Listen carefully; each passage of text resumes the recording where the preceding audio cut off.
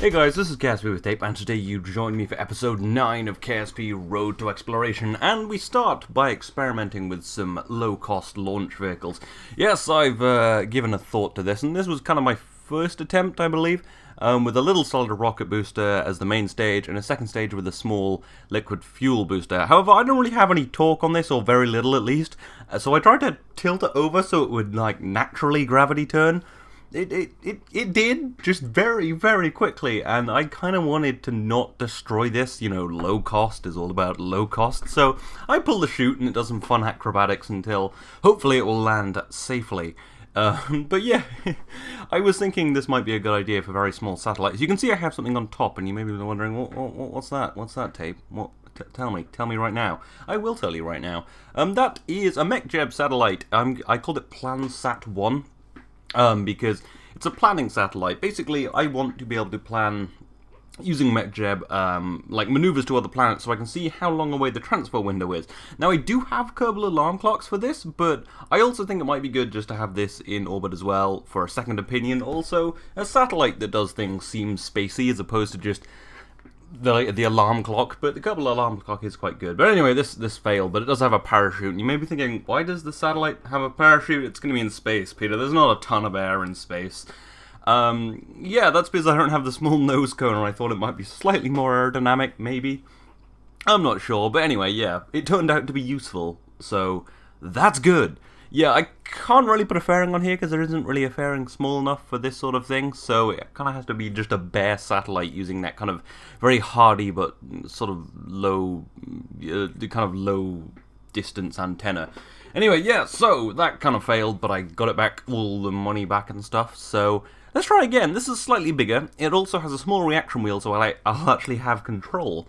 But yeah, the upper stage is a bit bigger. The solid rocket booster has a little more thrust, and I've sped this up because this does indeed go to orbit. So let's watch. I think the whole launch vehicle is about 2,500 funds, which is actually pretty good. You see, we ditch the solid rocket booster there and just switch over to this kind of this liquid fuel stage to put us into orbit using a Rockamax little engine. I just call it the Rockamax Little. But yeah, there's no decoupler, so the stage will stay attached to the satellite. And then I might be able to use this. But yeah, this is kind of like a sounding rocket, I guess, that sort of size. There was an experiment recently, or maybe not an experiment, just a failure. That's what I call something that doesn't go well. An experiment. They tried to use an old sounding rocket to launch something into orbit. Didn't go well, so experimental. Anyway, yeah, so we're in orbit now, and we have a little satellite. Turns out right now I haven't unlocked the ability to plan maneuvers, so the satellite's useless until I do unlock that, but I think I even unlocked that today, maybe. Or maybe, yeah, probably. Anyway, I realize this now, and you'll see me flick through the menu like, what, god damn it! But yeah, could be a really interesting low-cost launch vehicle, maybe for low-orbit communication satellites, if I figure that out. But anyway, enough of that. Let's go to the moon, shall we? We're going to use a much bigger rocket. Last time I did indeed land on the moon and walk around a bit. But today Valentina is trying her hand at moon landings. We're using a slightly bigger launch vehicle. I don't have 2.5 meter fairings yet, so the top looks a bit weird. But yeah, this is my first 2.5 meter rocket, I think. And it allows me to take a quite a bit heavier payload to the moon, so I can have extra science and just a much better lander. It also allows me to have like a wider payload, so the lander is totally different from last time. I know, I usually just make one vehicle and use it for 10 episodes, but not today. Anyway, we'll ditch that and move on to our second stage and push our way into orbit. The mission today is plant a flag on the moon, of course, because that's always a nice mission to have, and take some, I think, EVA reports on the surface. You can see the lander briefly there. I think this whole thing is at 4 times sound accelerate, because there is a couple of really long missions in this video, so I thought I'd just speed them up, get them in so you can see lots of cool things. I didn't cut anything out, so you do see everything just quite speedily. But anyway, yeah, this whole stage should push me pretty much to the moon, so it performs about as well as the last vehicle, but with a heavier payload. If you remember, the last rocket was a bit crazy. You know, it had like 3 liquid fuel boosters on the sides feeding in and stuff. It was cool, but it wasn't. You don't want a complicated vehicle because things can go wrong. You know, stages can hit other stages. You can kill Kerbals.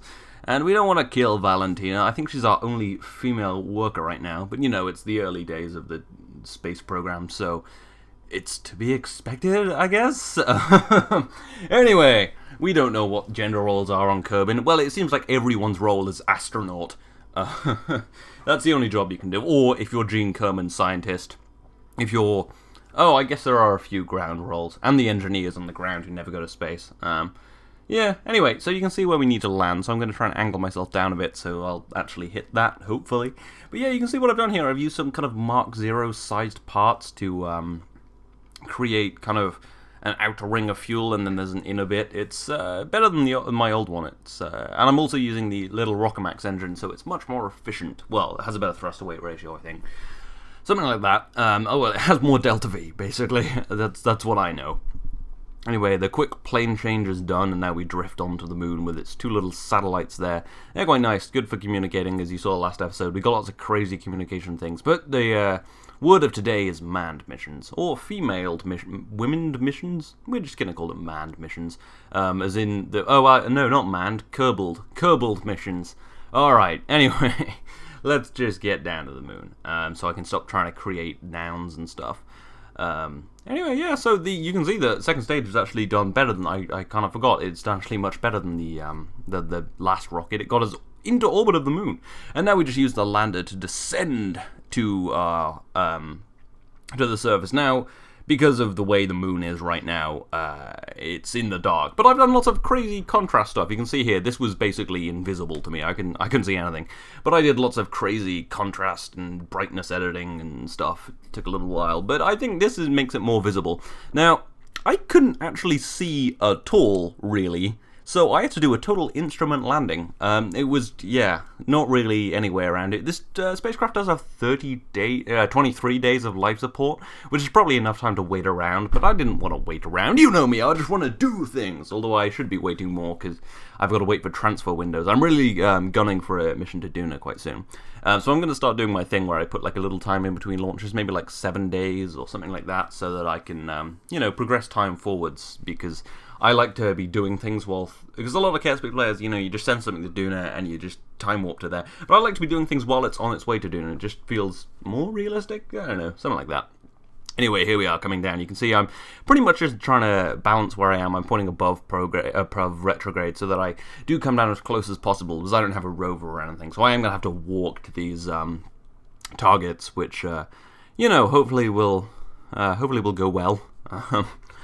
Hopefully will go well. I'm sure walking will go well. I mean, hopefully it won't take too long. Anyway, here we are. You can see it's actually pretty hard to see right now. Hopefully it will be visible with YouTube compression. I know YouTube does compress things a bit. I mean, obviously, there's 300 hours of footage uploaded a minute, so, Anyway, yeah, we're coming down. You can see better than I could see, but you can see basically on the left there's a bunch of information. This is how I was landing. Using my altitude and pretty much just my speed. And I get a pretty good landing on a bit of a slope, but not bad. I do like this lander, actually. I've angled the landing legs out a bit more, so it's more stable. Anyway, just grab all the science, of course. I've hidden the thermometer in here.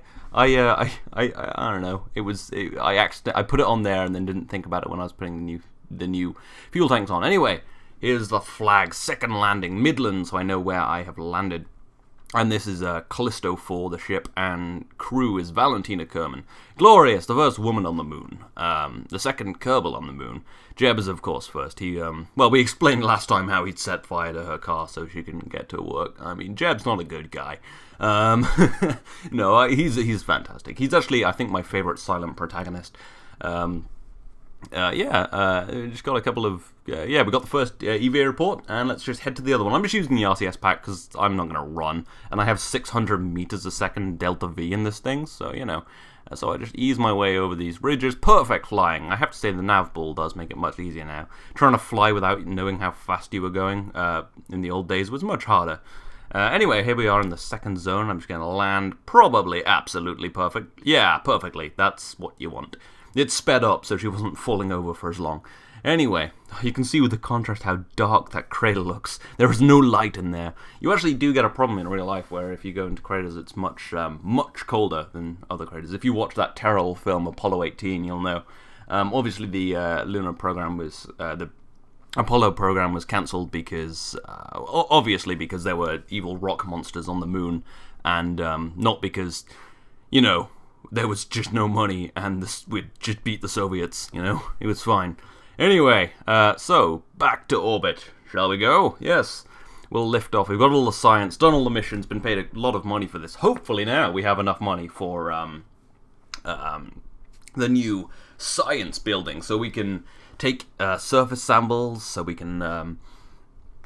what else? Take surface samples, have a higher science limit, just do all the cool stuff.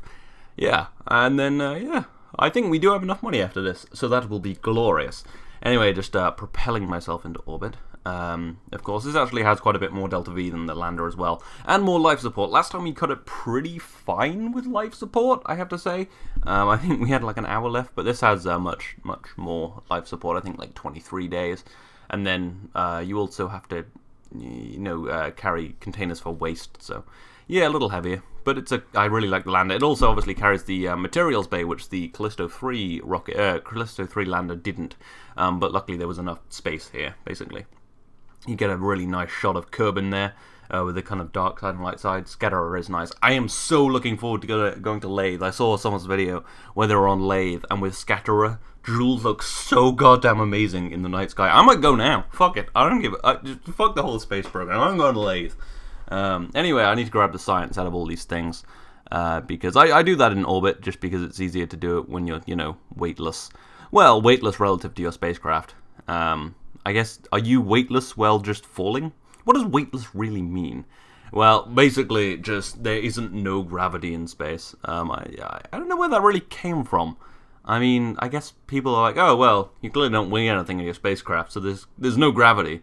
That's not actually how it works. I'm sure everybody watching, well, the majority of people watching this video do know that. But basically, the reason if you don't, the reason you're weightless in a spacecraft is because, you are falling with your spacecraft at the same rate. It's not like when you get in, you can imagine one of those, the vomit comet, you know, the plane that drops so you can experience weightlessness. When you're falling in a plane, gravity doesn't go away. You're just falling with the plane. That's why you're weightless. That's the same thing in the space station. An orbit is just falling, but going so fast sideways that there isn't a planet to hit by the time you get to the other side. Anyway, so let's just land in the desert. That was a pretty good mission. Went pretty routinely. Valentina looks happy as hell. Just gonna touch down in the desert. Yeah, it's going pretty well. I am, yeah, hopefully getting enough science to get things to go for mission to Duna. Basically, if it'll be a flyby. Oh, anyway, yeah, I upgraded the research and development bit. I apparently didn't catch that on camera, but yeah, it's upgraded. Now I have a higher science limit. I can take surface samples. Yeah, and I'm just going to look through all this stuff. I've forgotten what I unlocked, probably. Oh yeah, 2.5 meter fairings, so that I can... And all that other stuff. Basically, I focus on one part. That's the best way to do things. Yeah, anyway, basically, if I get enough science to get the long-range antennas by the time I go to Duna, it's going to be an orbital mission. If I get... if I only get enough science to... if I don't get enough science for that, basically, I'm just going to do a flyby, because I won't have any communication when I get there. Anyway, what do we have any cool... any cool missions? Not really. But anyway, let's go to Minmus. Yes, we're not going to land, but we are going to orbit Minmus. Not just fly by. Flying by with a Kerbal isn't a great idea. But yeah, this is a new rocket. It's got a kind of weird, thinner upper stage. Wow, Sony Vegas really doesn't like playing back at full speed. I got a new processor. Play back at full speed. Okay, one sec.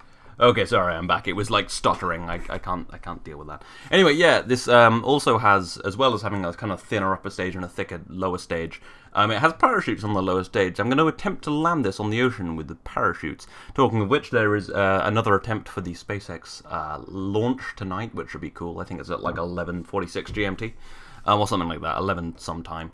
They've had a few problems. There was like a boat in the range, and then the fuel warmed up and stuff. Lots of annoying things. And they're also going to try and land the rocket on the barge again, which is going to be very hard because firstly you're landing on a freaking barge, and secondly they're coming from a geo-transfer orbit, so you're going to be going much faster, so you have much less fuel to land, but it would be really cool if they did it. But anyway, they've already landed a rocket, who cares? Well, I of course care, you've got to do it more than once, or it doesn't really mean anything. Anyway, so that went into orbit. That didn't need, like, the rocket I used for the moon, just because, for landing on the moon, because it's not going to land, so I used a smaller upper stage. But yeah, I've set the parachutes to open at a certain pressure. Unfortunately, this doesn't really slow down in time. Luckily, it is stable, though. Those small wings were a good choice. But anyway, yeah, the parachutes kind of explode and burn and just rip off, and then this slams into the beautiful ocean. Yeah, so that went poorly, but it's fine. That was our first attempt at reusing a rocket, and it went just great. Anyway, so now I've just got to go to Minmus. A little bit of planning, hopefully not hitting the... Well, I keep almost getting an encounter with the moon. This always happens when I try to go to Minmus. It's like, oh yeah, the moon's there. I'm like, fuck off, moon. Be somewhere else for once. Oh, the moon's such a dick, you know? Anyway, this looks pretty good, so let's just try and get close. I left the maneuvering in, because I often cut this sort of stuff out, and it's sometimes just nice to leave it in, so you can kind of see my process. Maybe it'll help you learn to play the game. This actually isn't great. I'm not entirely sure what my thinking was here. Oh, yeah, no, it's fine. I need to come in around the other side, but I redo the, like, fine-tune later, so, yeah.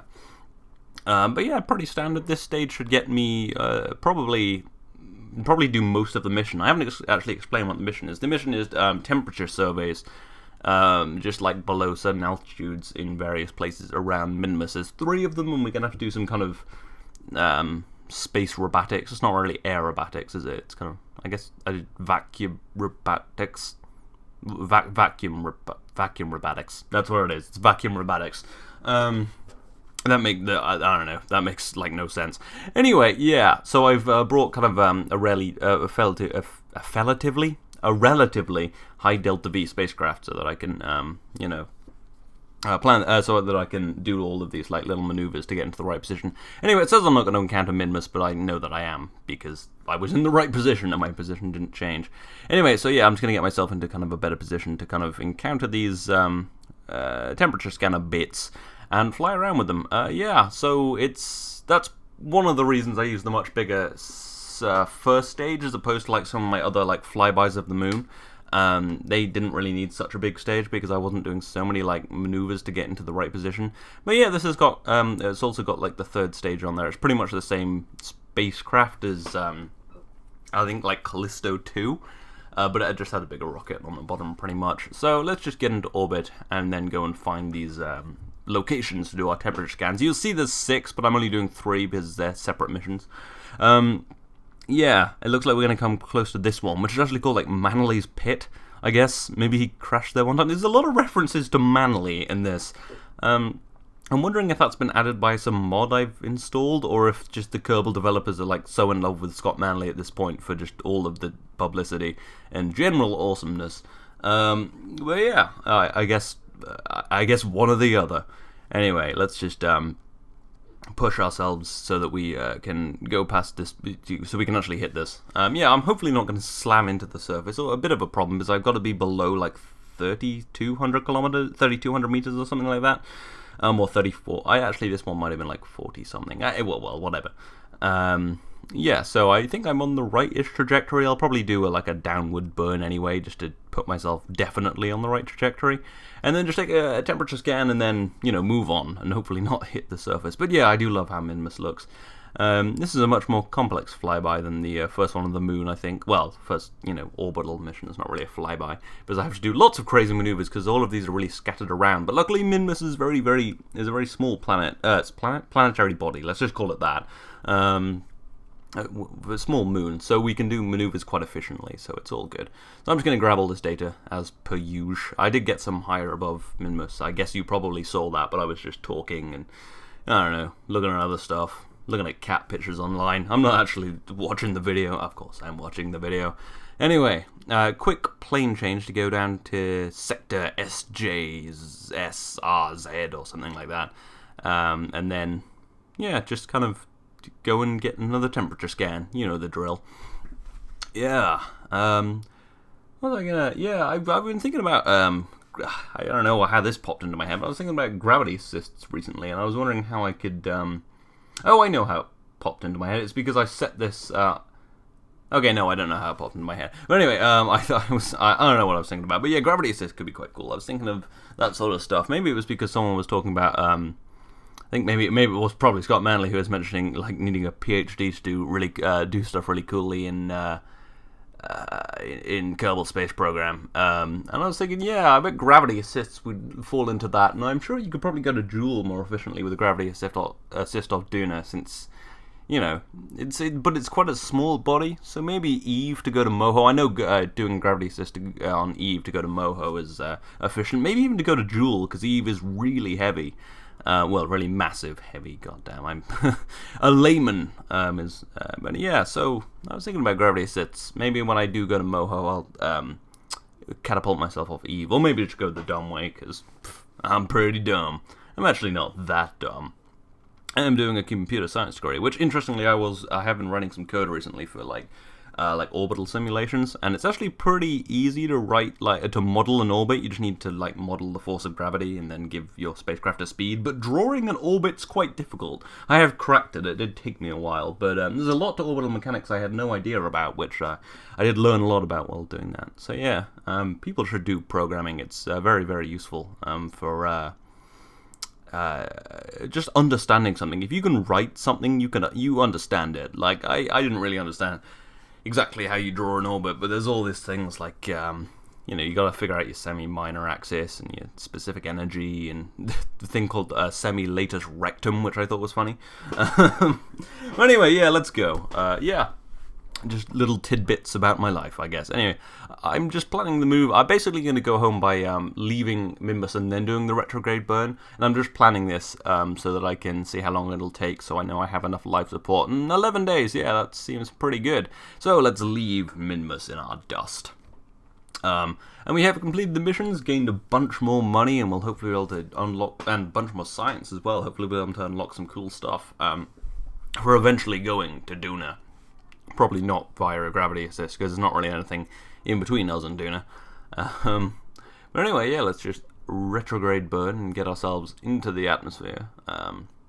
Slam into the atmosphere, but this will be our fastest re-entry, actually, because nothing has ever re-entered this fast. I rarely bring probes back, because I like to leave them where they are, just to be communications relays, pretty much. I'm pretty much just checking all of these like science pods to make sure there's nothing in them, and then let's just fall back. Apparently I'm running out of food and stuff, but I actually have like 2 days worth of all of that, so I feel like that may have been a lie. But I guess relative to the amount I have, I would sort of be running out. But yeah, you see this this kind of spacecraft can go all the way to Minmus now. Anyway, it's going to drop that stage, probably watch it explode some on the way back, and then yeah, go and unlock some stuff. Yeah, there we go. Some pretty cool explosions. It is fun seeing the service modules explode. Jeb looks pretty happy. I took Jeb to this mission, actually. I was kind of going to take this other Kerbal I have called Mitgun, who I saved from space, but I thought it would be best to take Jeb, because then he'll get more XP, and then he'll be a more experienced pilot. Which will be because he'll level up and he'll be a more experienced pilot, and that'll be good because I'm planning on doing like multi-crew missions soon. I'm getting pretty close to like 3 people pods and maybe space stations and stuff, so it will be useful to have an experienced pilot if I've got all those Kerbals in one thing. Yeah, it's kind of I'm kind of debating whether to unlock like manned stuff for like multiple crews, or like long-range communications for like interplanetary missions. It's kind of the battle between the crewed program and the probe program, I guess. But anyway, enough of that. This is everything. This is the end of the episode. I hope you've enjoyed this. I hope you're going to come back next time, where we may be building a space station. This has been episode 9 of KSP Road to Exploration. I will see you next time.